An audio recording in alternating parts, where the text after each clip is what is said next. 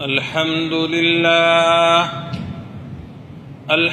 لله نحمده ونستعينه ونستغفره ونؤمن به ونتوكل عليه ونعوذ بالله من شرور أنفسنا ومن سيئات أعمالنا من يهده الله فلا مضل له ومن يضلل فلا هادي له ونشهد أن لا إله إلا الله وحده لا شريك له ونشهد أن سيدنا ومولانا محمدا عبده ورسوله صلى الله تعالى على خير خلقه محمد وعلى آله وأصحابه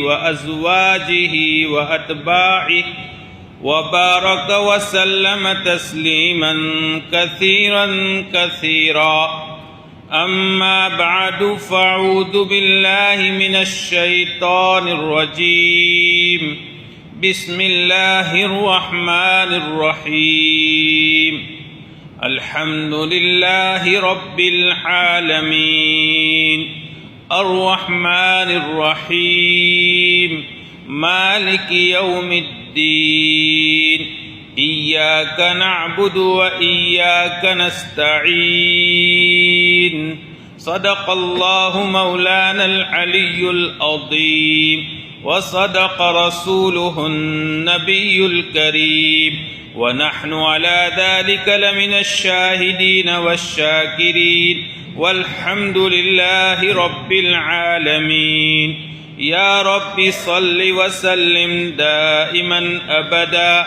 على حبيبك خير الخلق كلهم يا رب صل وسلم دائما أبدا على حبيبك خير الخلق كلهم يا رب صل وسلم دائما أبدا على حبيبك خير الخلق كلهم. معزز علماء کرام، محترم بزرگوں اور عزیز بھائیوں، سورہ فاتحہ کی چوتھے نمبر کی آیت کے مضامین بیان ہو رہے تھے، اور میں نے تمہید میں یہ بات سمجھائی تھی کہ بہت سے اگلے علماء کا یہ خیال ہے کہ قرآن کریم کا پورا خلاصہ سورہ فاتحہ میں ہے اور پوری سورہ فاتحہ کا خلاصہ اس چوتھے نمبر کی درمیانی آیت میں ہے، یہ درمیان میں، اور پوری سورہ فاتحہ کا خلاصہ یہ درمیانی چوتھے نمبر کی آیت کیوں ہے؟ اب تک کے مضامین سمجھنے کے بعد یہ بات سمجھ میں آ گئی ہوگی، وہی سمجھانا چاہتا ہوں۔ اس آیت کریمہ میں اللہ رب العزت کی طرف سے بندے سے یہ اقرار کروایا گیا ہے کہ وہ دو باتوں کا اقرار کرے۔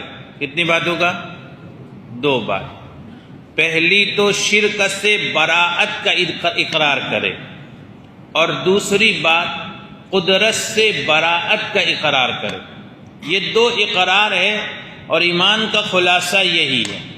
پہلا اقرار تو یہ ہے کوئی اس بات کا اقرار کرے کہ اس پوری کائنات میں اللہ کے علاوہ کوئی ہستی عبادت کے لائق ہے ہی نہیں۔ اس پوری کائنات میں اللہ کے علاوہ کوئی ہستی عبادت کے لائق ہے ہی نہیں، اور یہی تو لا الہ الا اللہ کا مضمون ہے، اور یہی بات ایاک نعبد میں ہے کہ بس تیری ہی عبادت کرتے ہیں اور ہم اس بات کا اقرار کرتے ہیں کہ اس پوری کائنات میں تیرے علاوہ کوئی ہستی عبادت کے لائق ہی نہیں ہے، اور کسی اور کی عبادت سے ہم برات کا اقرار کرتے ہیں، ہم بری ہیں۔ اگر کوئی عبادت کرتا ہے تو کرے، ہم تو تیرے علاوہ کسی اور کی عبادت کر ہی نہیں سکتے۔ اور عبادت کے مفہوم میں یہ بات تھی کہ ہم تیرے علاوہ کسی کی عظمت تسلیم ہی نہیں کر سکتے، اور جب کسی کی عظمت تسلیم نہیں کر سکتے تو ہم کسی کے سامنے اپنی یہ پیشانی بھی ٹکا سکتے نہیں۔ اللہ کے علاوہ جب کسی کی عظمت نہیں جائز تو پھر اللہ کے علاوہ کسی کے سامنے یہ پیشانی ٹکانا جائز نہیں ہے، تعظیم کی خاطر بھی نہیں۔ کوئی یوں کہے کہ ہم تو عبادت تو اللہ کی کرتے ہیں، لیکن کسی ہستی کی تعظیم اور عظمت کی وجہ سے ہم اس کے سامنے سجدہ کرتے ہیں، تو پھر عبادت میں اور کسی کی عظمت سامنے رکھ کر اس کے سامنے سجدہ کرنے میں کیا فرق ہے؟ کوئی فرق نہیں۔ سجدہ تعظیمی اگلی شریعتوں میں اس کی گنجائش تھی، اور اللہ تعالیٰ نے حضرت آدم علیہ السلام کے سامنے سارے فرشتوں کو سجدہ تعظیمی کروایا تھا، لیکن اس امت کی خصوصیت ہے کہ اس امت میں بہت ساری چیزوں پر پابندی لگائی گئی، اس میں سے ایک یہ چیز بھی ہے کہ سجدہ تعظیمی کسی ہستی کی عظمت کے پیش نظر بھی اس کے سامنے کسی کے سامنے سجدہ تعظیمی کرنا جائز نہیں۔ پھر سجدہ عبادت تو کوئی سوال ہی نہیں، بتوں کے سامنے بھی نہیں، قبروں کے سامنے بھی نہیں، کسی زندہ ہستی کے سامنے بھی نہیں، کسی بادشاہ وقت کے سامنے بھی نہیں۔ اور احادیث میں یہ مضمون بار بار بیان ہے۔ اللہ کے نبی صلی اللہ علیہ وسلم کے معجزے کے طور پر درخت نے دور سے آ کر کے اللہ کے نبی صلی اللہ علیہ وسلم کے حضور سجدہ کی، درخت نے۔ صحابہ کرام دیکھ رہے تھے، صحابہ کرام نے آپ صلی اللہ علیہ وسلم کے سامنے عرض کیا، اے اللہ کے نبی، ہمارے آقا، جب یہ درخت آپ کے سامنے سجدہ کرتے ہیں تو آپ ہمیں اجازت دیجئے کہ ہم آپ کے سامنے سجدہ کریں۔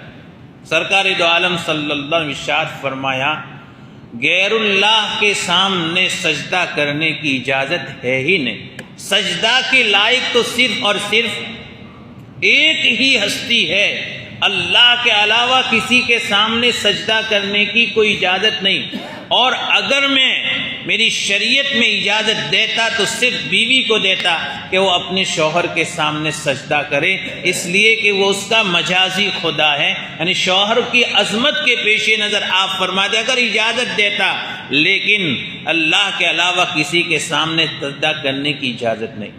اور میرے بھائیوں، دنیا میں کوئی ہستی اللہ کے بعد اللہ کے نبی صلی اللہ علیہ وسلم سے بڑھ کر اگر سجدے کی اجازت ہوتی اللہ کے علاوہ کسی کے لیے، تو پھر ہمارے آقا صلی اللہ علیہ وسلم کے سامنے سجدے کی اجازت۔ اور اللہ کے نبی کے سامنے سجدہ کرنے کی بات تو بہت دور کی بات ہے۔ اللہ کے نبی صلی اللہ علیہ وسلم نے اپنی زندگی میں بھی کبھی یہ پسند نہیں فرمایا کہ آپ کے سامنے صحابہ کرام اس طرح سے ہاتھ جوڑ کر کھڑے ہو جائیں۔ اگر صحابہ کرام اس طرح سے ہاتھ جوڑ کر کھڑے ہوتے تھے، آپ صلی اللہ علیہ وسلم بہت ناراض ہوتے تھے۔ آپ فرماتے تھے یہ شاہان عجم کا، قیصر و قسرا کا طریقہ ہے کہ انہوں نے اپنے ماتحتوں کو اپنا غلام بنا رکھا ہے، غلام صرف اللہ کے، بندے صرف اللہ کے، تم میرے سامنے اس طرح سے ہاتھ جوڑ کر کھڑے نہ ہو جاؤ، مجھے پسند نہیں ہے۔ اللہ کے نبی صلی اللہ علیہ وسلم اگر کھڑے ہوتے اور آپ کو دیکھ کر صحابہ کرام بیٹھے اور کھڑے ہو جاتے تو بھی آپ کو پسند نہیں، بیٹھے ہوتے اور تعظیم کے لیے آج ہم بڑوں کے سامنے کھڑے ہو جاتے، لیکن اللہ کے نبی صلی اللہ علیہ وسلم کو یہ پسند نہیں تھا۔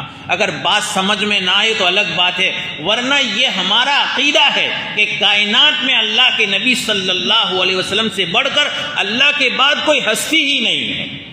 جس نبی کو یہ پسند نہیں تھا کہ میرے سامنے کوئی میں کھڑا ہوں اور کوئی میری عظمت کی خاطر کھڑا ہو جائے، اللہ کے نبی صلی اللہ علیہ وسلم اس کو پسند نہیں فرماتے تھے، اس لیے کہ عظمت کی شان تو صرف اللہ کی ہے۔ تو ایاک نعبد میں یہی بات ہے کہ ہم اللہ کے سوا کسی اور ہستی کی عبادت یا کسی اور ہستی کی عظمت سے ہم اپنے آپ کو اپنے بری کرتے ہیں، ہم برات کا اظہار کرتے ہیں۔ اور ایاک نستعین میں یہی بات ہے، اور ہم اللہ کے علاوہ کسی اور کی قدرت سے برات کا اقرار کرتے ہیں، ہم کسی اور کی قدرت نہیں مانتے۔ اس کائنات میں صرف اور صرف قدرت کسی کی ہے تو کس کی ہے؟ آپ اندازہ لگائیں، یہ بات اذان میں 6 مرتبہ کہی گئی۔ کوئی کلمہ اذان میں اتنا مکرر نہیں ہے جتنا اذان میں ہے۔ ابتدا میں بھی یہی کہا، اللہ اکبر اللہ اکبر اللہ اکبر اللہ اکبر، 4 مرتبہ ہے کہ نہیں ہے؟ اس کے بعد پھر یہی اشہد ان لا الہ الا اللہ میں توحید کا اقرار، اشہد ان محمد رسول اللہ میں رسالت کا اقرار، اور حی علی الصلاۃ اور حی علی الفلاح میں نماز کی دعوت۔ پھر وہی بات نماز کی دعوت کے بعد اللہ اکبر اس لیے کہلوایا جا رہا ہے کہ نماز کی دعوت بھی اس اللہ نے دی ہے، اس لیے آنا ہے اللہ اکبر، اور پھر وہی توحید کا اقرار۔ پورے اذان جو دعوت کا ایک شاندار موٹو ہے اور ایک پروگرام ہے دعوت کا، اس پوری اذان میں آپ غور کر لیں، پوری اذان کا خلاصہ صرف 4 باتیں ہیں: توحید کا اقرار، اللہ کی بڑائی کا اقرار، رسول اللہ صلی اللہ علیہ وسلم کی رسالت کا اقرار، اور چوتھے نمبر پر نماز کی دعوت۔ نماز کی دعوت، کامیابی کی دعوت، جنت کی دعوت، یہ سب اس میں آ گیا۔ تو بنیاد ایک نماز کی دعوت دینے کے لیے آسان الفاظ میں یہ بھی تو ہو سکتا تھا، اعلان کر دیا جائے نماز کا وقت ہونے والا ہے۔ آج روزے کے وقت کے شروع ہونے پر بھی اعلان ہوتا ہے، بھائی سحری کا وقت ختم ہو گیا، کھانا پینا بند کر دیں۔ وہاں کوئی بڑائی کا اقرار ہوتا ہے؟ روزے کے افطار کے وقت بھی تو اعلان ہوتا ہے، سائرن بجایا جاتا ہے، یہ نیا سسٹم ہے۔ پہلے اعلان ہی ہوتا تھا، بھائی روزے کا وقت پورا ہوا ہے، افطاری کا وقت ہو گیا ہے، افطار کر لیں۔ تو نماز کے لیے بھی اب اندازہ تو لگائیں، نماز کے لیے بھی یہی بات کہی جا سکتی تھی۔ فجر کی نماز کے وقت مؤذن 10 مرتبہ نہیں 20 مرتبہ اعلان کرتا، نماز کا وقت ہو گیا ہے، نماز کا وقت ہو گیا ہے، نماز کا وقت ہو گیا ہے، آ جاؤ نماز کے لیے۔ لیکن یہاں ابتدا ہوئی ہے تو اللہ اکبر سے، نماز کے لیے اس لیے بلایا جا رہا ہے کہ اسی کی شان ہے اکبر، وہی سب سے بڑا ہے، وہی قدرت والا ہے، ساری کائنات اسی کے قبضے قدرت میں ہے۔ ایاک نستعین میں یہی بات کہلوائی جا رہی ہے، ایاک نستعین، ہم تجھ ہی سے مدد مانگتے ہیں، اس وجہ سے کہ اس کائنات میں قدرتوں کا مالک تو ہی ہے، تیرے علاوہ کسی کے پاس کوئی قدرت نہیں۔ بندے سے 2 ہی تو باتیں کہلوائی جا رہی ہے۔ ہم عاجزی اور ذلت سے اپنے آپ کو جو ہے تیرے سامنے عز و نیاز کے ساتھ جھکا دیتے ہیں، اور اپنی پیشانی زمین پر رکھ کر اپنی آخری درجے کی کمزوری کا اظہار کرتے ہیں، اور ایاک نستعین میں، اور پروردگار بس یہ ساری طاقت تو نے دی ہے، ورنہ گھر سے چل کر مسجد میں آنے کی اور تیرے سامنے پیشانی ٹکانے کی بھی ہماری طاقت نہیں۔ تو ایاک نعبد و ایاک نستعین کا پروگرام پوری سورہ فاتحہ کا خلاصہ ہے، اور اس میں یہی 2 بات ہے۔ یہ بات بندے کو سمجھ میں آ جائے تو پھر وہ اپنی کسی بھی پریشانی میں اپنے پروردگار کے سوا کسی اور کو پکارے گا نہیں۔ ہاں، جو بات کل آخری کہی تھی اور اس کی تھوڑی تفصیل باقی تھی وہ سن لیں۔ ہاں، اسباب کے درجے میں ہم کچھ چیزوں سے مدد حاصل کر سکتے ہیں، اسباب کے درجے میں اللہ نے سبب بنایا ہے کہ ہم کھائیں گے تو ہمارا پیٹ بھرے گا، ہمیں کھانا ہے اور ضرور کھانا، پئیں گے تو پیاس بجھے گی، ہمیں پینا ہے اور ضرور پینا ہے۔ تو اسباب کے درجے میں اللہ رب العزت نے کچھ چیزیں رکھی ہے، ان اسباب کو اختیار کرنے کا ہمیں حکم ملا ہے۔ لیکن اسباب بھی سمجھ لے 3 طرح کے، کتنے ہیں بولو؟ سمجھے یہ بات سمجھنے کی۔ اسباب 3 طرح کے۔ پہلے نمبر کو اسباب ظاہرہ یعنی اسباب یقینیہ کہا جاتا ہے، جس کے نتیجے میں یعنی وہ چیز ہم اختیار کریں تو فائدہ یقیناً ہوتا ہے اور ہمارا روزمرہ کا تجربہ ہے۔ مثلا کھانا کھانا ایک سبب ہے جس سے ہم سب کو یہ فائدہ یقینی ملتا ہے کہ کھانے سے بھوک مٹتی ہے، کبھی ایسا ہوا کہ کھانا کھایا اور بھوک نہ مٹی ہو؟ کم کھایا ہو تو کم مٹے گی، زیادہ کھایا ہو تو زیادہ جو ہے پیٹ میں پہنچے گا تو اور تسلی ہوگی، لیکن کھانے سے بھوک مٹتی ہے، اس میں کوئی شک ہے؟ بھائی ہے کوئی شک؟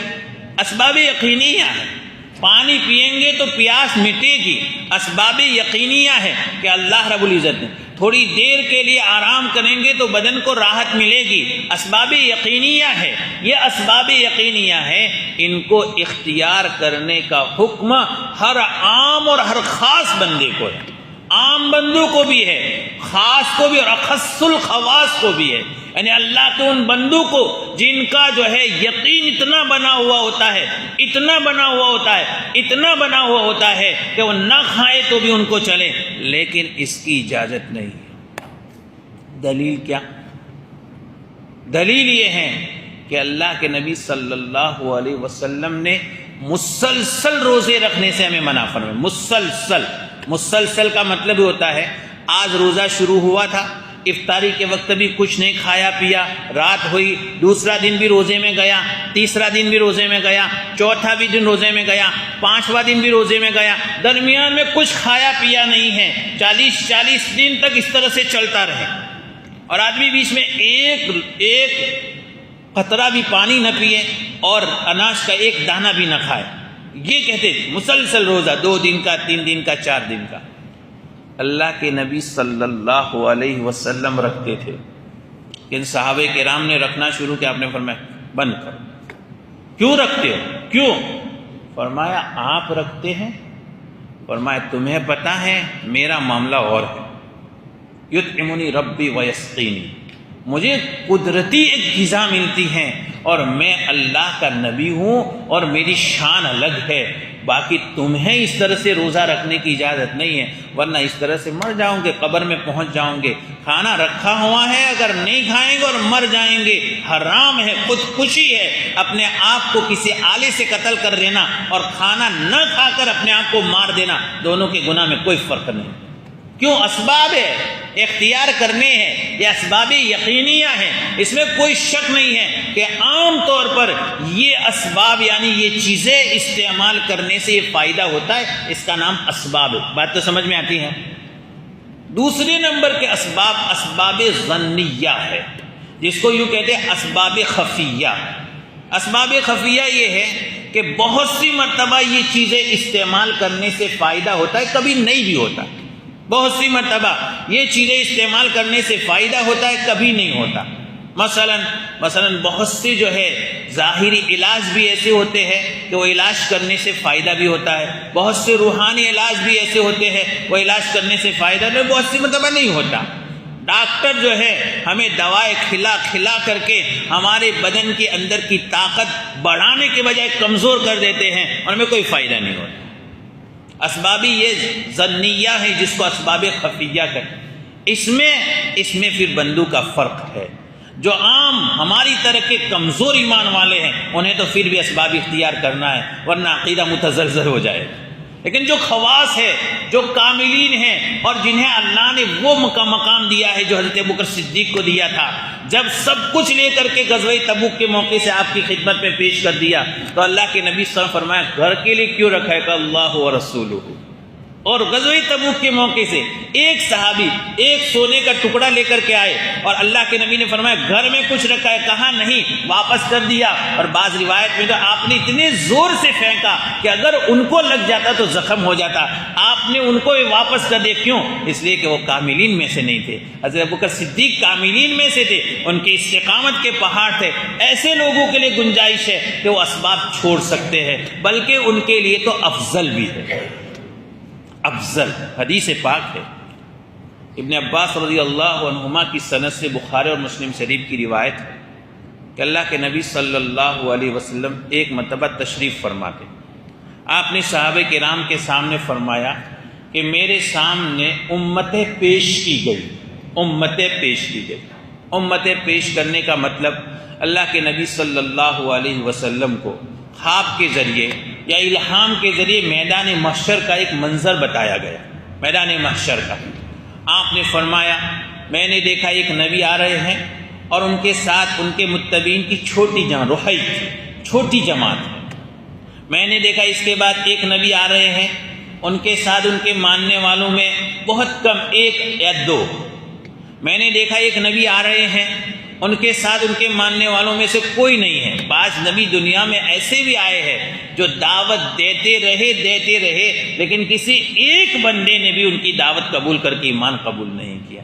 اور نبی جس جو ہے درد سے دعوت دیتا ہے اور اللہ کی طرف سے دعوت کا جو طریقہ اس کو دیا جاتا ہے وہ ہم جیسوں کو نہیں ملتا ہے، پھر ہم کیسے مایوس ہو جائے کہ کتنی دعوت دی، کتنی مرتبہ گھر والوں کو بلایا، کتنی مرتبہ گھر والوں کو سمجھایا، اپنے بچوں کو سمجھایا، لیکن وہ ماننے کو نہیں رہتے۔ ارے الگ بات ہے، ہمارا کام دعوت ہے، تو دعوت دی، لیکن ایک آدمی بھی جو ہے اس نے دعوت قبول نہیں کی۔ تنہا نبی میدان محشر میں آ رہا ہے۔ اللہ کے نبی صلی اللہ علیہ وسلم اتنے میں نے دیکھا کہ سامنے ایک جگہ میدان بھرا ہوا ہے، تو میرے دل میں یہ سوچا کہ میری امت ہوگی۔ آپ نے فرمایا نہیں، یہ موسیٰ اور ان کی قوم ہے۔ اس کے بعد مجھ سے کہا دیکھو آسمان کے اس کنارے کی طرف دیکھو۔ میں نے دیکھا تو پورا بھرا ہوا ہے۔ مجھ سے کہا اس کنارے کو بھی دیکھو، اس کنارے کو دیکھا تو پورا بھرا ہوا ہے۔ اللہ نے فرمایا محمد یہ تمہاری امت ہے، اور ان کے ساتھ 70,000 لوگ وہ ہیں جو حساب کتاب کے بغیر جنت میں داخل ہو جائے۔ اور شارحین نے فرمایا 70,000 تو یہ کثرت بتانے کے لیے کوئی ضروری نہیں کہ 70,000 ہو۔ ہم بھی کبھی کوئی بات کہتے ہیں تو کہتے ہیں 70,000 مرتبہ کا، مطلب گن کر تسبیح پڑھ کر کے 70,000 مرتبہ کا بہت کہا، تو مطلب ایک بڑی تعداد ہے جو بغیر حساب کتاب اور عذاب کے جنت میں داخل ہو جائے۔ آپ نے تو اتنی حدیث سنائی، آپ اپنے کمرے میں تشریف لے گئے۔ اب ہماری طرح مجمع صحابہ کرام کا آپس میں ایک دوسرے سے پوچھنے لگے کون ہوں گے، یہ کون خوش نصیب ہوں گے جن کو حساب کتاب کے بغیر سیدھا جنت میں داخلہ ہوگا۔ اب کوئی کہہ رہے ہیں کہ اللہ کے نبی صلی اللہ علیہ وسلم کے صحابہ میں سے ہوں گے، اللہ کے نبی صلی اللہ علیہ وسلم کی صحبت نصیب ہوئی، آپ کی تربیت۔ کوئی کہہ رہا ہے یہ وہ لوگ ہوں گے کہ ہم میں سے، یعنی صحابہ میں سے ایک بڑی جماعت وہ تھی جو پہلے کفر و شرک اور بت پرستی میں مبتلا تھے، لیکن فرمایا یہ وہ لوگ ہوں گے جنہوں نے زندگی میں کبھی شرک ہی نہیں کیا، یعنی مسلمان گھرانے میں پیدا ہوئے اور اسلام کی حالت میں وفات پائے۔ تو اس طرح سے باتیں کرتے رہے۔ پھر نبی صلی اللہ علیہ وسلم تشریف لائے۔ آپ نے فرمایا کیا مشغولی ہے؟ صحابہ نے بتا دیا اللہ کے نبی آپ نے اتنی بات تو بتا دی، 70,000 لوگ بغیر حساب کتاب کے جنت میں چلے جائیں گے، لیکن ہمیں نہیں بتایا وہ کون ہیں۔ ہم آپس میں یہ باتیں کر رہے ہیں کہ یہ ہوں گے یا یہ ہوں گے۔ آپ نے فرمایا وَهُمُ الَّذِينَ لَا يَرْقُونَ وَلَا يَسْتَرْقُونَ وَلَا يَتَطَيَّرُونَ وَعَلَىٰ رَبِّهِمْ يَتَوَكَّلُونَ۔ 4 باتیں آپ نے فرمائی، ہم الذین لا یرقون ولا یسترقون ولا یتطیرون وعلی ربہم یتوکلون۔ فرمایا یہ وہ لوگ ہیں جو خود جادو منتر نہیں کرتے، جو منتر نہیں کرواتے، جاڑ پھونک، سیدھا ترجمہ کرے جاڑ پھونک نہیں کرواتے، اور جو بدفعلی بدشگونی نہیں لیتے کہ بہت سی مرتبہ اگر کالا کوا دیکھا، صبح صبح کسی بھنگی کا منہ دیکھا تو وہ ہو جائے گا، وہ ہو جائے گا۔ زمانے جاہلیت میں اور عرب میں ایسی بدفعلیاں بہت تھی۔ فرمایا ولا یتطیرون وعلی ربہم یتوکلون، ان کا بھروسہ تو صرف کس پر؟ کس پر؟ دیکھیں یہاں یہ بات ہے، شارحین حدیث فرماتے آپ نے فرمایا جو خود منتر نہیں کرتے، منتر نہیں کرواتے، اور جو یعنی جاڑ پھونک نہیں کرواتے، اور جو بدفعلیاں نہیں لیتے۔ حالانکہ جاڑ پھونک کرنا تو جائز ہے، احادیث سے ثابت ہے۔ آپ صلی اللہ علیہ وسلم نے صحیح طریقے پر جاڑ پھونک کرنے کی اجازت دی ہے، جس میں قرآن اور احادیث میں بتائے ہوئے جو وظائف ہے وہ پڑھ کر جاڑ پھونک کیا جائے تو اس کی گنجائش موجود ہے۔ اللہ کے نبی صلی اللہ علیہ وسلم کی بے شمار روایات ہے، اور بعض روایات سے تو یہ معلوم ہوتا ہے کہ بعض بیماری ایسی ہے جن کا علاج اسی سے ہوتا ہے۔ مثلا کسی کو نظر بد لگ جائے تو عام طور پر اس کا علاج جو ہے جاڑ پھونک سے ہوتا ہے۔ بعض ضدی بیماریاں جو ٹس سے مس نہیں ہوتی، عام طور پر ظاہری علاج فائدہ نہیں دیتا، اس میں فائدہ جو ہے جھاڑ پھونک دیتے۔ پھر بھی آپ نے یہاں فرمایا کیوں؟ اس لیے کہ یہ کاملین کی صفت بیان ہو رہی ہے، وہ کاملین جنہیں اللہ نے اتنا توکل دیا ہے کہ وہ یہ بھی اس چکر میں نہیں پڑتے، اس چکر میں نہیں پڑتے۔ وہ اس سے بھی جو ہے آگے ہوتے ہیں، وہ اللہ کی ذات پر پورا بھروسہ کرتے ہیں۔ تو یہ ہے اسباب خفیہ، یا اس کو اسباب ظنیہ کہے۔ عام طور پر فائدہ ہوتا ہے، کبھی نہیں بھی ہوتا۔ حدیث پاک کا ایک ٹکڑا رہ گیا، وہ میں بھی سمجھا دوں۔ جب آپ نے یہ بات کہی، یہ وہ لوگ ہیں جن میں 4 باتیں ہیں، تو ایک صحابی تھے حضرت عکاشہ ابن محصن، وہ وہاں موجود تھے۔ انہوں نے اللہ کے نبی سے عرض کیا، یا رسول اللہ آپ دعا کر دیجئے میرا شمار ان میں ہو جائے۔ آپ نے فرمایا انت منہم، تمہارا شمار ان میں۔ ایک دوسرے صحابی کھڑے ہوئے، فرمایا یا رسول اللہ آپ میرے لیے بھی دعا۔ آپ فرمایا سبق کبھی عکاشہ، بات ختم، بازی لے گئے عکاشہ بازی لے گیا۔ کیا مطلب؟ آپ نے ان کے لیے اس لیے کہ بھی تو لائن لگ جاتی، پھر تو لائن۔ اللہ کے نبی کا بہترین اسلوب تھا کہ منع بھی نہیں کیا، یہ بات کہہ دی، بس یہ بازی لے گئے، ان کا منہ بند کر دیا کہ اب تیسرا کوئی کھڑا نہ ہو۔ اب یہ اس میں ہو بھی سکتا ہے کہ اللہ کے نبی نے دل میں ان کے لیے دعا دے دی ہو، لیکن آپ نے، ورنہ تو پھر تیسرا بھی کھڑا ہوتا، چوتھا بھی کھڑا ہوتا، پھر لائن لگ جاتی۔ اور صحابہ کرام میں تو ہر ایک اس کے طالب تھے کہ اللہ یہ جو ہے نعمتیں دے دے، اس لیے آپ نے وہی روک لگا دی۔ سبقک بہا عکاش، انداز دیکھیے، آپ نے منع نہیں کیا، نہیں میں تمہاری دعا نہیں کروں گا یا تم نہیں جاؤں گا۔ آپ نے فرمایا دیکھو یہ بازی لے گئے، اس لیے میں نے ان کو دعا دے دی، اب وہ قصہ ختم۔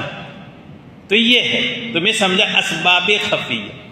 اور تیسرے اسباب ہے، اس کو اسباب وہمیہ کہتے ہیں، یعنی اس کو اسباب اخفا۔ وہمیہ کا مطلب عام طور پر اس سے کوئی فائدہ ہی نہیں ہوتا۔ جیسے لوگ نچھتر سے جو ہے بہت سی چیزیں بناتے ہیں اور مانگتے ہیں اور کہتے ہیں یہ ستارہ اس طرح سے ہوگا تو یہ ہوگا، وہ ہوگا، جو اس طرح کی، جس کو آپ انداز کے بدفالیہ کہتے ہیں ایسا ہوگا تو ایسا ہوگا۔ یہ اسباب وہمیہ، ان کی اس اسباب وہمیہ کسی کے لیے اختیار کرنا جائز نہیں، نہ عوام کے لیے نہ خواص کے لیے۔ تو اسباب یقینیہ سب اختیار کر سکتے ہیں۔ اسباب خفیہ، اسباب جو ہے ظنیہ، یہ جو ہے خواص استعمال نہ کرے تو بہتر ہے، عوام استعمال کر سکتے، اور اسباب وہمیہ کوئی استعمال نہیں کر سکتا تو خیر۔ تو اسباب اختیار کرنے کی اجازت ہے، لیکن ایک مسئلہ یہاں یہ بھی آپ سمجھ لے، اور اس آیت کا مفہوم، لیکن اسباب ظاہرہ بھی صرف زندوں سے جو ہے مانگ سکتے ہیں، زندوں سے مدد مانگ سکتے ہیں، اسباب ظاہرہ میں مردوں سے نہیں۔ یہ بات لوگوں کو سمجھ میں نہیں آتی، لیکن میں ایک سادہ سی مثال دوں، سمجھ میں آ جائے اللہ کرے۔ ہم سب اپنی بیماری میں علاج کے لیے ڈاکٹر کے پاس جاتے ہیں، اور اللہ نے گنجائش دی ہو تو اچھے سے اچھا اور ماہر سے ماہر ڈاکٹر جو ہے ہم تلاش کرتے ہیں، لیکن بھلے وہ مہنگا کیوں نہ ہوتا نہیں ہوتا، جاتے کہ نہیں جاتے؟ تو یہ اپنی بیماری میں ڈاکٹر کے پاس جانے میں کوئی حرج نہیں ہے، علاج کروا سکتے۔ لیکن ایک مثال بھی آپ بتا دیں، ایک مثال بھی، کہ کوئی آدمی بیمار ہوا، کسی ایسے ڈاکٹر کے پاس گیا جو بڑا ماہر تھا، لیکن اب دنیا میں نہیں رہا، وہ چلا گیا اور قبر میں۔ کوئی آدمی اپنی بیماری کے لیے کسی مرے ہوئے ڈاکٹر کی قبر کے پاس جا کر کے علاج کے لیے گیا؟ بولو کیوں؟ جا ہی نہیں سکتا، عقل بھی نہیں مانتی عقل۔ کیوں؟ اس لیے کہ اس کا کمال، اس کی مہارت اور اس کے جو ہے اس کا تجربہ اس کی زندگی میں تو ہمیں کام دے سکتا ہے۔ اور اسباب ظاہرہ زندوں سے بھی ہم جو ہے لے سکتے، اسباب ظاہرہ کے درجے میں زندوں سے بھی ہم زندہ ڈاکٹروں سے بھی مدد لے سکتے ہیں، لیکن آج تک کوئی مردہ ڈاکٹر کے پاس مدد لینے کے لیے نہیں گیا۔ کیوں نہیں گیا؟ اس لیے کہ جب تک زندہ تھا اس کا کمال وہیں تک تھا، ختم ہو گیا۔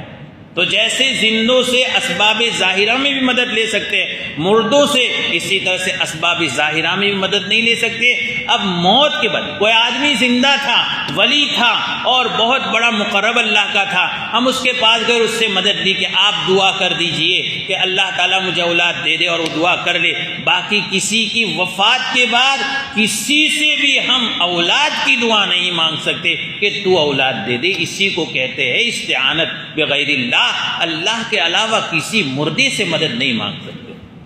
کیوں بھائی؟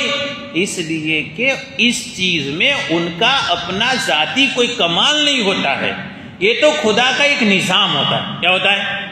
خدا کا ایک نظام کہ اللہ تعالیٰ ان کے ہاتھوں کچھ ایسی باتیں ظاہر کرتے ہیں کہ جس کی وجہ سے لوگوں کے دلوں میں ان کی عظمت ہو۔ انبیاء کے ہاتھوں معجزات ہوتے، جانتے نہیں جانتے؟ اور معجزات بھی اللہ رب العزت انبیاء کے ہاتھوں کیوں ظاہر کرتے ہیں؟ تاکہ نبی کا سچا ہونا معلوم ہو، نبی کا، ورنہ اللہ تعالیٰ تو محتاج نہیں۔ ایک مثال دوں، آپ جانتے ہیں حضرت موسیٰ علیہ السلام اپنی قوم کے ساتھ ایک میدان وادی تیہ میں جب اللہ کے حکم سے پھنسے تھے، اس وقت ان کے پانی کے انتظام کے لیے جب ان کی قوم نے، بنی اسرائیل نے حضرت موسیٰ علیہ السلام سے درخواست کی تو حضرت موسیٰ علیہ السلام نے اللہ سے کیا کی؟ دعا کی۔ اللہ تعالیٰ نے حضرت موسیٰ علیہ السلام کا معجزہ ظاہر کرنا تھا تو حضرت موسیٰ علیہ السلام کو یہ کہا کہ تم اپنی لاٹھی اس پتھر پر مارو۔ قرآن میں ہے یا نہیں ہے؟ اور سورہ بقرہ کی تفسیر میں انشاءاللہ آئے گا۔ حضرت موسیٰ علیہ السلام نے جب لاٹھی ماری تو اس سے جو ہے کئی چشمے پھوٹ پڑے، ان کی قوموں کے جتنے خاندان تھے ان خاندان کے۔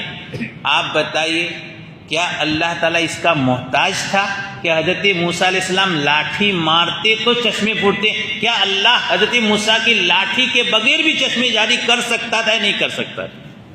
بولو، کر سکتا تھا۔ یہ ہمارا یقین ہے۔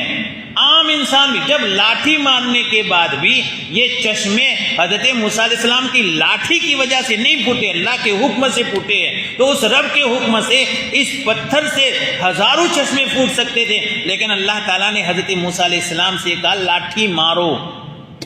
یہ لاٹھی مارنے کا جو حکم دیا اس بنیاد پر تاکہ لوگوں کو پتہ چلے یہ سچے نبی ہیں، ان کے ہاتھ یہ معجزہ ظاہر ہوا ہے۔ یہ تو بے شمار مثال ہے۔ یہی بات جو ہے اولیاء کی بھی ہے کہ اللہ تعالیٰ بہت سارے ولیوں کے ہاتھوں کرامت ظاہر کرتے ہیں۔ یہ کرامت کیوں ظاہر کرتے ہیں؟ تاکہ ان اللہ کے ولیوں کو اور اللہ کے ان بندوں کو ہم پہچانیں اور ان کی عظمت تسلیم کریں کہ اللہ نے ان کو ایک مقام دیا ہے اور ہم ان کی صحبت میں رہ کر اپنی آخرت درست کریں۔ اب تو صرف اپنی دنیا درست کرنے کی فکر۔ کسی بزرگ کے پاس جاتے ہیں نا تو بھی اس لیے جاتے ہیں تاکہ وہ دعا کر لے تو ہماری دنیا چمک جائے، ہمارا جو ہے ہماری روزی میں برکت ہو جائے، ہماری دکان چل جائے۔ اور عام طور دلیل کیا ہے کہ مول صاحب آپ ایسے ہی نہیں کہتا ہوں، معاشرے میں دیکھ لیجئے اجتماعات ہوتے ہیں تو پہلے دن دوسری دن مجمع نہیں ہوتا اور دعا میں ساری دنیا چلی جاتی۔ کیوں؟ اس لیے کہ وہاں مانگیں گے تو آخرت بھی مانگیں گے اور ساتھ ساتھ میں دنیا بھی مانگیں گے، ہماری جو ہے بن جائے گی، بگڑی بن جائے گی۔ میرے بھائیوں، اولیاء کی یہ عظمتیں اللہ اس لیے ظاہر کرتا ہے کہ ان ولیوں کی عظمتیں مان کر ہم ان کے دامن سے وابستہ ہو کر اپنی آخرت کا سامان کر۔ ہاں، اس کے نتیجے میں اللہ دنیا بھی دے گا، لیکن ہم اپنے آخرت کا سامان کر لے۔ صحبت اولیاء سے یہ بات ملتی ہے اور اللہ نے ان بزرگوں کی صحبت میں یہ برکتیں رکھی، تو یہ عظمتیں اس لیے ظاہر کرتا ہے۔ تو اللہ رب العزت ان ولیوں کی کرامات اس لیے ظاہر کرتے ہیں تاکہ ہم ان کو بڑا مان کر، ہم ان کو ولی مان کر، اللہ کا مقبول بندہ مان کر ہم ان سے جو ہے وابستہ ہو جائے اور ان کی صحبت میں رہ کر دین سیکھے۔ تو یہ کرامتیں اس لیے ہوتی ہے، اور یہ کرامتیں بھی ولیوں کا ان کا اپنا کوئی کمال نہیں ہوتا، یہ تو کیا ہے؟ اللہ رب العزت کے حکم سے ہیں۔ اس کا مثال بالکل ایک سادہ مثال میں سمجھا دوں۔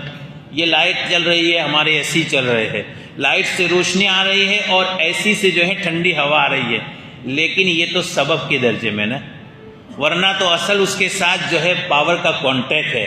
اگر اس کا جو ہے مین جو ہے جہاں سے اس کا سپلائی ہوتا ہے تو وہاں سے اگر اس کا کانٹیکٹ کٹ جائے تو 10 اے سی کیا 100 اے سی بھی ہماری مسجد میں ٹھنڈک پہنچا سکتے ہیں، 500 لائٹیں بھی لگا دے، لیکن بجلی کا اصل کانٹیکٹ کٹ جائے تو یہ بجلی ہمیں کوئی فائدہ نہیں دے سکتی۔ کیوں؟ یہ لائٹیں ہمیں کوئی فائدہ نہیں دیتی۔ کیوں؟ اس لیے کہ اصل جو اس سے کانٹیکٹ ہے وہ کانٹیکٹ ختم ہو گیا۔ وہاں سے سپلائی ہوگا تو یہاں یہ لائٹ ہمیں اجالا دے گی اور یہ اے سی ہمیں ٹھنڈک دیں گے، اور وہاں سے پاور کی سپلائی ختم ہو جائے گی، یہ سب ٹھنڈے پڑ جائیں گے۔ انبیاء اور اولیاء، انبیاء سے معجزے اور اولیاء سے کرامتیں، یہ اللہ کے حکم کے تابع ہے۔ وہاں سے حکم ہوگا تو یہ اثر کریں گے اور وہاں سے حکم نہیں ہوگا تو یہ اثر کرنے والے نہیں۔ ہاں تعلق ہے کہ اس بجلی کا تعلق، اس لائٹ کا تعلق اس سے جڑا تو ہمیں فائدہ ہوا، تو یہ انبیاء اولیاء سے ہم جڑے تو ہمیں فائدہ ہوا، باقی اصل فائدہ تو جو ہے کہاں سے پہنچتا ہے؟ وہیں سے۔ اس لیے اللہ نے انبیاء اور اولیاء کو کوئی غیبی ایسی طاقتیں نہیں دی جس کی وجہ سے ان کا کوئی اختیار ہو جائے، ان کا کوئی اختیار نہیں ہے۔ اس لیے جب تک وہ دنیا میں رہیں ہم ان سے دعائیں کروا سکتے ہیں، اور جب دنیا سے وہ چلے جائے تو ہم ان سے کچھ مانگ نہیں سکتے، ہاں ان کے واسطے سے مانگ سکتے، ان کے واسطے سے مانگ سکتے۔ اسی کو تو وسیلہ کے طور پر ہم کہہ سکتے، جیسے اپنی دعاؤں میں ہم کہتے بھی ہیں کہ اللہ ہماری ان دعاؤں کو مد اپنے فضل سے اور پیارے نبی صلی اللہ علیہ وسلم کے واسطے سے قبول فرما۔ یہ واسطہ دے سکے، 3 چیزوں کا واسطہ دیا جائے۔ کتنی چیزوں کا؟ بولو۔ ایک تو بندہ اپنے نیک عمل کا واسطہ دے سکتا ہے، کوئی بھی نیک عمل کیا ہو اور اسے یقین ہو کہ میں نے نیک عمل میرے رب کے لیے کیا، اس کا واسطہ۔ اور حدیث پاک میں مشہور واقعہ ہے نا کہ اگلی قوم بنی اسرائیل کے 3 آدمی ایک مرتبہ سفر میں جا رہے تھے، رات میں پڑاؤ کے لیے ایک پہاڑ کی غار میں انہوں نے پناہ لی۔ اتفاق کی بات ہے کہ اوپر سے پہاڑ کی چٹان گری اور غار کا منہ بند ہو گیا۔ اب تینوں اندر، تینوں نیک تھے، انہوں نے آپس میں یہ کہا کہ اس غار سے نکلنے کا کوئی راستہ نہیں ہے سوائے اس کے کہ اللہ سے کسی نیک عمل کا واسطہ دے کر دعا کرے، کیونکہ باہر والوں کے ساتھ ان کا کانٹیکٹ ختم ہو گیا، اندر ان کی طاقت نہیں تھی کہ اس چٹان کو ڈھکیل سکے۔ تینوں نے اپنے اپنے عمل کا واسطہ دے کر اللہ سے دعا کی۔ لمبی حدیث ہے۔ پہلے نے کہا پروردگار تو جانتا ہے میرے بوڑھے والدین تھے، بوڑھے والدین، اور میں بکریاں چرایا کرتا تھا، رات میں جب آتا تھا تو بکریاں دھوتا تھا، سب سے پہلے اپنے والدین کو پلاتا تھا، پھر بچوں کو پلاتا تھا۔ اتفاق سے ایک مرتبہ مجھے بکریوں کے چارے کے سلسلے میں دور نکلنا پڑا، جب گھر واپس آیا تو تاخیر ہو گئی تھی اور میرے والدین سو گئے تھے۔ میں نے بکریوں کا دودھ نکالا، میرے بچے بھوکے پیاسے تھے، وہ میرے پاؤں میں پڑ رہے تھے، لیکن میں نے اپنے بچوں کو نہیں پلایا، کیونکہ میرا معمول تھا میں پہلے والدین کو پلاتا تھا پھر بچوں کو پلاتا تھا۔ میں یہ دودھ لے کر اپنے والدین کے سرہانے کھڑا رہا، صبح ہو گئی، جب وہ بیدار ہوئے تب میں نے ان کو پلایا، میں نے اپنے بچوں کو نہیں پلایا۔ پروردگار میں نے تیری رضا کے لیے کام کیا تھا اور کسی کے لیے نہیں، اگر تو اس عمل سے راضی ہو تو یہ چٹان ہٹا دے۔ چٹان ہٹی، ایک حصہ جو ہے ہٹا، باقی 2 حصے باقی تھے وہ نکل نہیں سکتے تھے۔ دوسرے نے دعا کی، یہ اللہ تو جانتا ہے میری ایک چچا زاد بہن تھی، مجھے بڑی شدید محبت تھی اس سے، اور میں ہمیشہ اس کو گناہ کی دعوت دیا کرتا تھا، وہ منع کرتی تھی۔ ایک مرتبہ قحط سالی کی وجہ سے وہ مجبور ہو گئی اور میں نے اس کو 120 دینار دیے اس شرط پر کہ میری ضرورت پوری کرے۔ وہ تیار ہو گئی، لیکن عین وقت پر اس نے مجھ سے کہا اللہ سے ڈر، اللہ سے ڈر، تجھے اللہ کا خوف نہیں ہے۔ اب جو اس نے جملے کہیں میں اسی وقت پیچھے ہٹ گیا، میں نے وہ دینار بھی اس کو دے دیے، حالانکہ مجھے اس سے شدید محبت تھی اور اپنے آپ کو گناہ سے بچا لیا۔ میرے پروردگار میں نے تیرے ڈر سے گناہ چھوڑا ہے، تیرے لیے چھوڑا، تیرے علاوہ کوئی مجھے نہیں دیکھتا تھا۔ دعا قبول ہوئی، پھر چٹان ہٹی اور 2 حصے کھلے لیکن ابھی بھی نکل نہیں سکتے تھے۔ تیسرے نے دعا کی، اے پروردگار تو جانتا ہے میں نے ایک مرتبہ چند مزدوروں کو کام پر لیا اور سارے مزدوروں کو مزدوری دی، لیکن ایک مزدوری لیے بغیر چلا گیا، لیکن میں نے اس کی مزدوری الگ رکھی، پھر میں نے اس مزدوری کو کاروبار میں لگایا اور اس کے نتیجے میں اس کا مال بہت ہو گیا۔ ایک مدت کے بعد وہ آیا اور اس نے آ کر مجھ سے کہا فلاں میں نے فلاں وقت تیرے یہاں مزدوری کی تھی اور وہ مزدوری میری باقی ہے۔ میں نے کہا یہ میدان نظر آ رہا ہے نا، یہ اونٹ، یہ گائے، یہ بکریاں اور یہ سارے غلام تیرے۔ اس نے کہا یہ اللہ کے بندے کیوں میرے ساتھ مذاق کرتا ہے، میری ایک دن کی مزدوری اتنی نہیں۔ کہا میں تجھ سے مذاق نہیں کرتا ہوں، تیری مزدوری کو میں نے کاروبار میں لگایا تھا، اس کے نتیجے میں یہ اونٹ، یہ گائے، یہ بکریاں، یہ غلام سب تیرے ہیں، وہ سب کچھ لے کر چلا گیا۔ پروردگار میں نے صرف تیرے لیے کیا تھا۔ بس دعا قبول ہوئی اور وہ چٹان ہٹی اور وہ باہر نکل آئے۔ یہ نیک عمل کا واسطہ، نیک عمل کے واسطے سے دعا کر سکتے۔ ایک وقت ہوگا انشاءاللہ، باقی بات کل بیان کریں گے۔ درود شریف پڑھ۔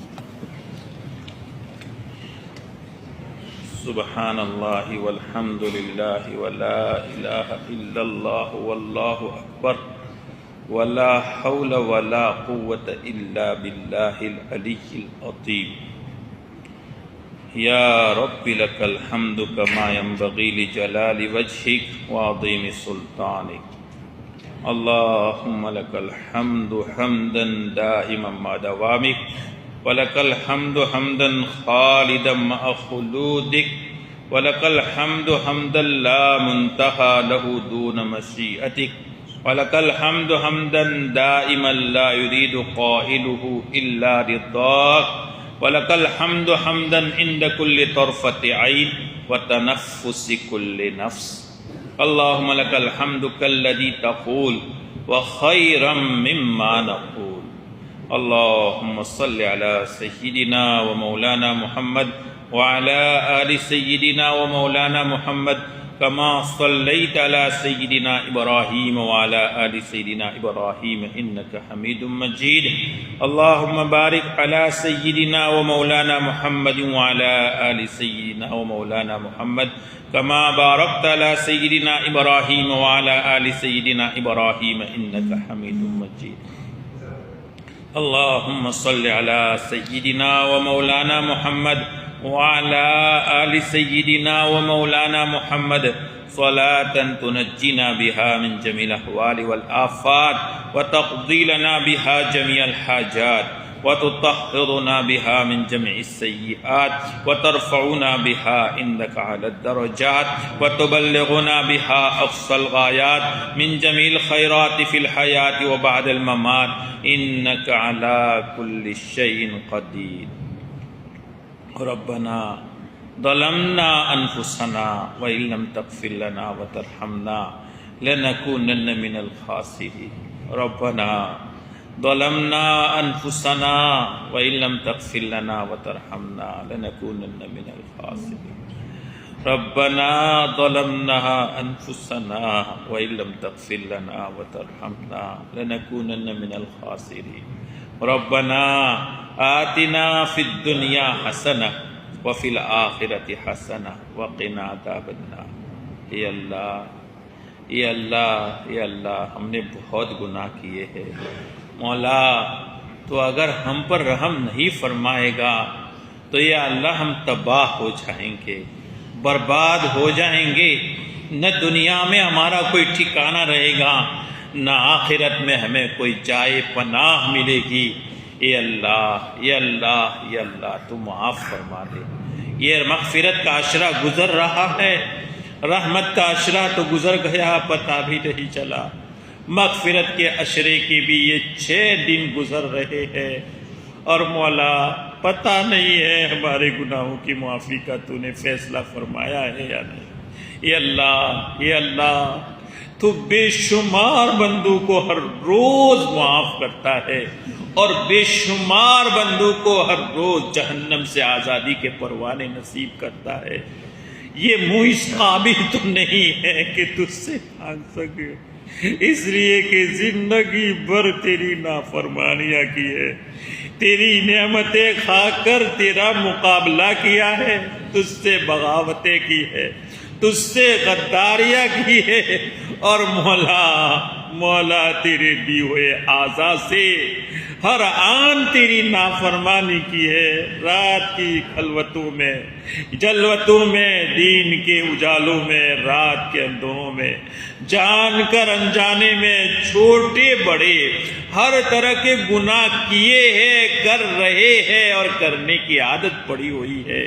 گناہوں کی دلدلوں میں پھنسے ہوئے ہیں، چاہنے کے باوجود نکل نہیں پا رہے ہیں، تو اپنا خصوصی فضل فرما دے اور ہمیں گناہوں سے نکال دے، ہمارے گناہوں کو معاف فرما دے، ہمارے دلوں سے گناہوں کی گندگیاں ختم فرما کر تقوی، طہارت، پاکیزگی اور عبادات کا نور نصیب فرما دے، ایمان کی حلاوت نصیب فرما دے، اور آئندہ ہمیشہ تیری مرضی مرضیات پر چلا دے، تیری نامرضیات سے بچا دے، طاعات اور عبادات کی رغبت اور توفیق عطا فرما دے، معاصی اور گناہوں سے ہمیشہ نفرت عطا فرما دے، سچی پکی توبہ کرنے کی توفیق عطا فرما دے، ہماری توبہ کو توبہ نصوح بنا دے اور ہماری توبہ پر ہمیں استقامت نصیب فرما دے، اور پھر بھی ہم سے گناہ ہو جائے،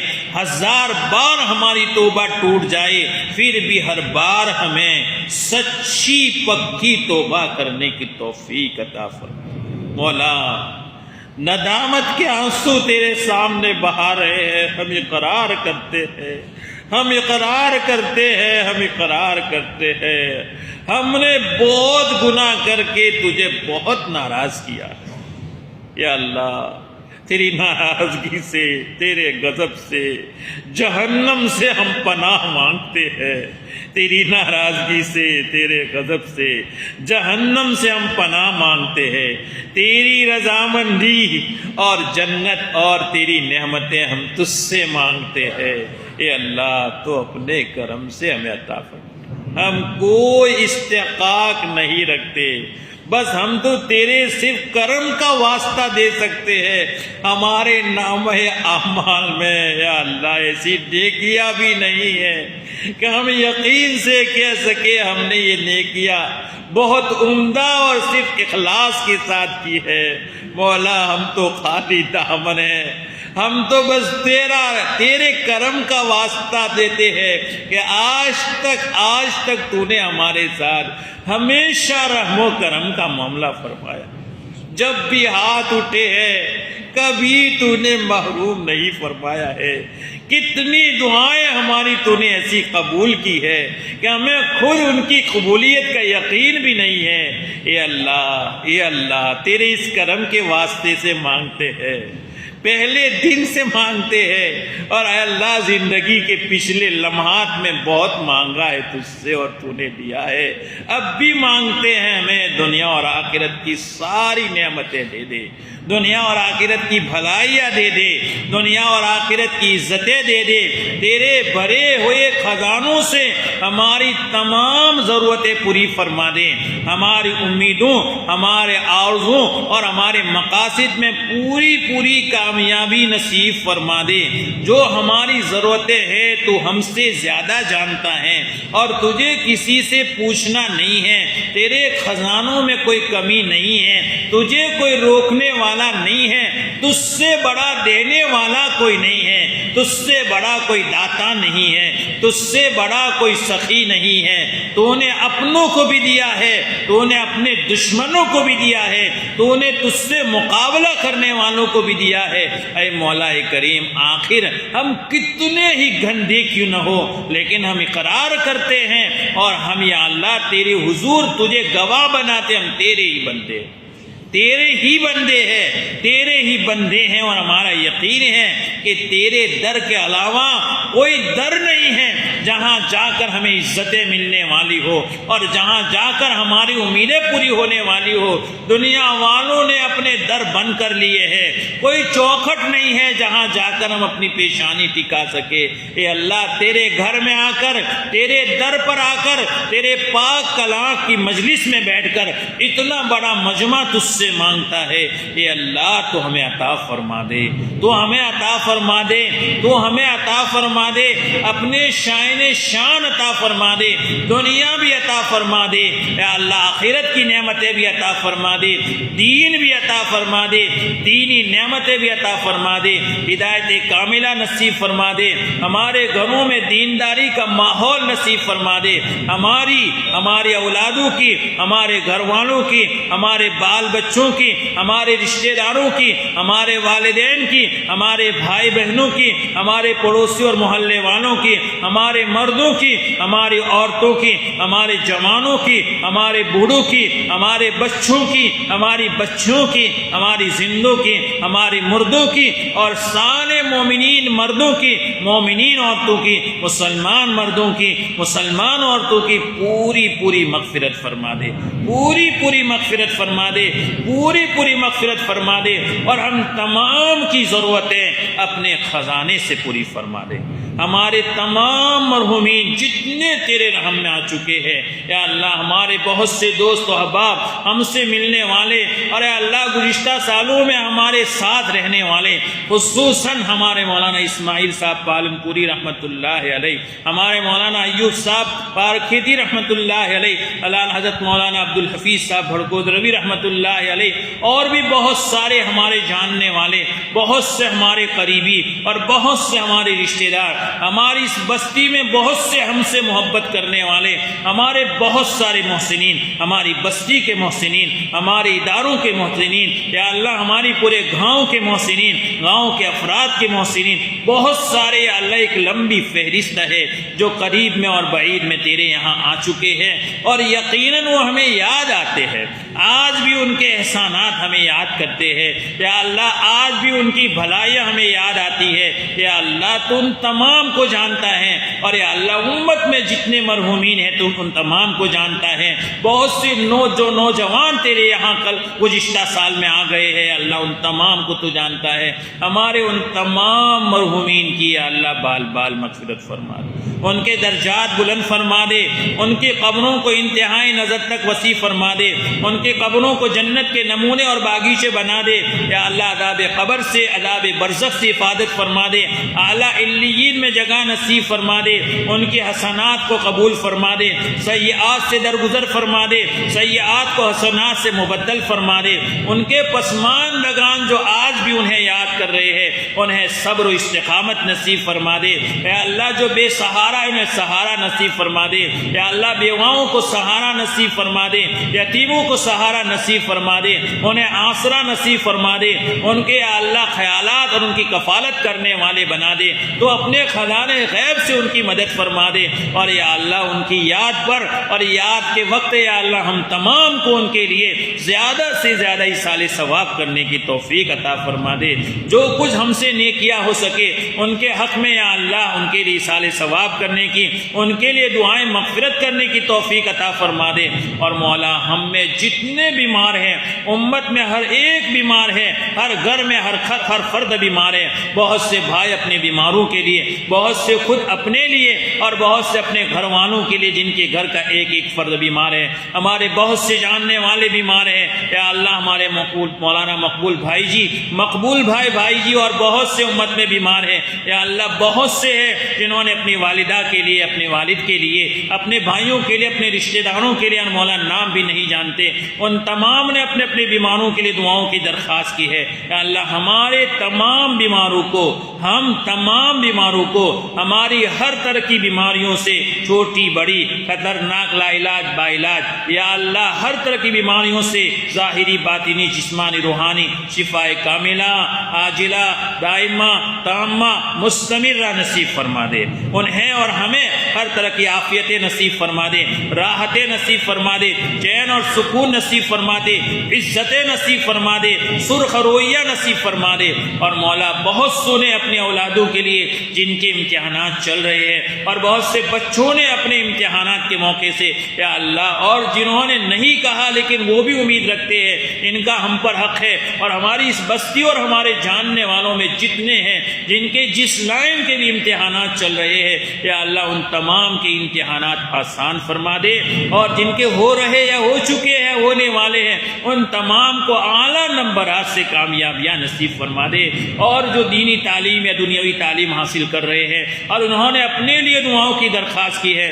ہمارے بہت سے بچے جو حافظ ہو رہے ہیں، بہت سے بچے جو عالم ہو رہے ہیں، بہت سے بچے جو تکمیلات کے شعبوں میں ہیں، بہت سے فضلاء جو گئے ہیں اور آئندہ وہ اپنی جو ہے تکمیلات کے شعبوں میں داخلہ لینے والے ہیں، ان تمام کو زندگی کے ہر موڑ پر اعلیٰ سے اعلیٰ نمبرات پر کامیابیاں نصیب فرما دے، اور یا اللہ ہمیں اور ان تمام کو ملت کے سچے خادم اور سپاہی بنا دے، اور اپنی ہر ہنر کو اور اپنے ہر فن کو اور اپنی ہر صلاحیت کو تیرے دین کے لیے اور تیرے بندوں کے لیے آخرت کے یا اللہ اجر و ثواب کی نیت سے صرف کرنے کی توفیق عطا فرما دے، ہماری اولادوں کو ہماری آنکھوں کا نور بنا دے، ہمارے دلوں کا سرور بنا دے، ہماری تمناؤں سے بڑھ کر بنا دے، عفت و عصمت کے زیور سے آراستہ فرما دے، اعمال صالحہ اخلاق فاضلہ نصیب فرما دے، اعمال سیئہ اخلاق رذیلہ سے حفاظت فرما دے، دین کے داعی غازی اور مجاہد بنا دے، قوم و ملت کے سچے خادم اور سپاہی بنا دے،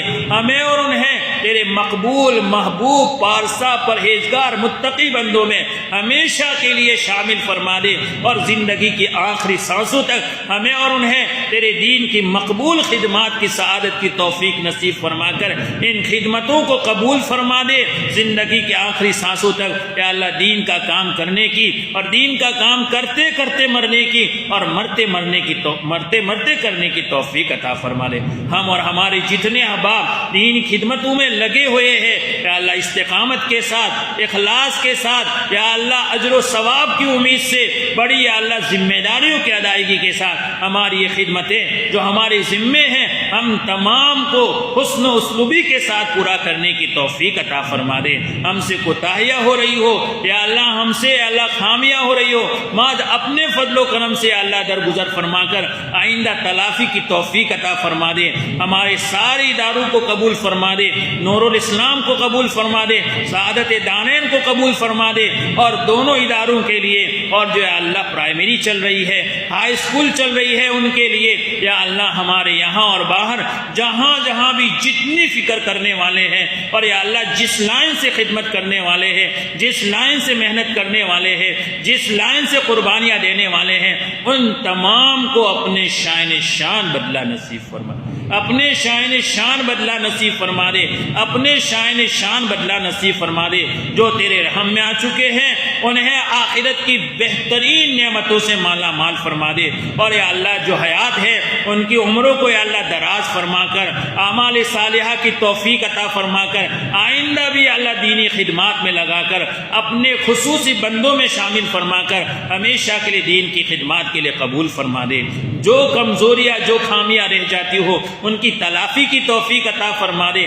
مولا ہم تمام کمزور ہیں، ہزاروں کمزوریاں ہم دے اندر ہے، لیکن مولا یہی کیا کرم ہے کہ تو نے دینی خدمات کے لیے یا اللہ ہمیں منتخب کر دیا ہے، تو نے اپنے کرم سے یہ توفیق اور سعادتیں دی ہے۔ مولا اس میں ذرہ نہ ہمارے عمل کا استحقاق ہے، نہ ہمارے عمل کا دخل ہے، اور نہ کوئی ہمارا استحقاق ہے۔ یا اللہ کتنے صلاحیت والے بھی ایسے ہیں یا اللہ جو دنیا میں چکر کھا رہے ہیں، اور اے اللہ بغیر کسی اہلیت کے تو نے ہمیں توفیقیں دی ہے، تو اپنے کرم سے ہمیں یا اللہ ان کی شکر گزاری کی توفیق عطا فرما، اپنے کرم سے شکر گزاری کی توفیق عطا فرما دے۔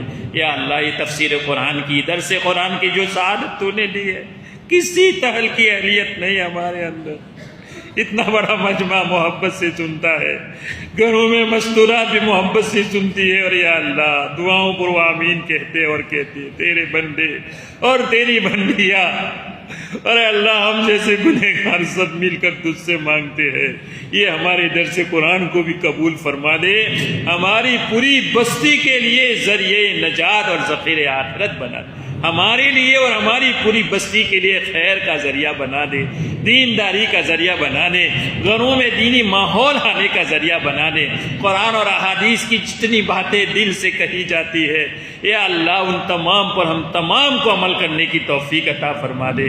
کمزوریاں تو ہم میں ہے مولا کریم، لیکن مولا تو نے اپنے شان ہمیں توفیق دی ہے، تو اپنے شان قبول فرما دے، جو مانگا وہ بھی عطا فرما دے، جو مانگنا چاہیے نہیں مانگ سکے وہ بھی عطا فرما دے۔ بہت سے بزرگوں نے اپنی پریشانیاں ہم سے بیان کی ہے، ان کے مسائل کا حل تیرے ہاتھ میں ہے مولا، تیرے قبضے قدرت میں ہے۔ ہماری اولادیں اگر ہماری نافرمان ہے، یا ہماری اولادوں سے ہمیں تکلیف پہنچ رہی ہے، یا ہماری اولادیں اگر ہمارے ارادوں کے مطابق کام نہیں کر رہی ہے، مولا تیرے قبضے قدرت میں سب کچھ ہے، تو اپنے کرم سے ہمارے اولادوں کو اے اللہ ہمارا فرما بردار بنا دے، اور ان سے جتنے امیدیں وابستہ ہے وہ پوری اپنے خزانے غیب سے پوری فرما دے۔ یا اللہ دنیا اور آخرت کی بھلائیاں، عزتیں، سرخرویاں عطا فرما دے، دنیا آخرت کے وباؤں سے حفاظت فرما دے، اور پیارے نبی صلی اللہ علیہ وسلم نے، انبیاء اور مرسلین نے، تیرے نیک بندوں نے جتنی بھلائیاں مانگی ہے ہم بھی مانگتے ہیں ہم سب کو عطا فرما دے، اور جن شرور سے پناہ چاہی ہے ہم بھی چاہتے میں پناہ نصیب فرما دے۔ ہماری ٹوٹی پھوٹی دعاؤں کو مز اپنے فضل و کرم سے پیارے نبی صلی اللہ علیہ وسلم کے صدقے میں اس مبارک مجلس کی برکت سے قبول فرما دے۔ اللہم ربنا تقبل منا انک انت السمیع العلیم وتب علینا یا مولانا انک انت التواب الرحیم، وصلی اللہ تعالی علی خیر خلقہ سیدنا مولانا محمد وآلہ وصحبہ اجمعین، آمین یا رب العالمین برحمتک۔